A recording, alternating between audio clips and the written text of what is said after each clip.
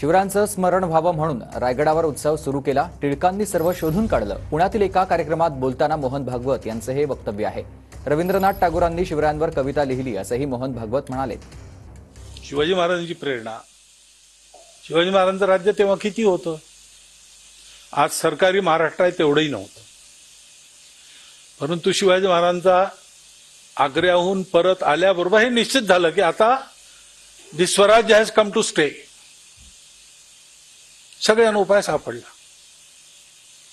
आणि सगळ्यांचे संघर्ष सुरू झाले आणि सगळे यशस्वी झाले.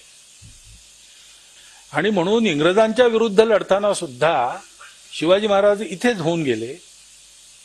इथे सुद्धा त्यांचं त्या पद्धतीने स्मरण व्हावं म्हणून जागरण केलं. रायगडावर उत्सव सुरू केला. टिळकांनी ते सगळं शोधून काढलं वगैरे वगैरे. अशी इथे स्थिती असताना सुद्धा रवींद्रनाथ टागोरांनी शिवाजी महाराजांवर कविता लिहिली.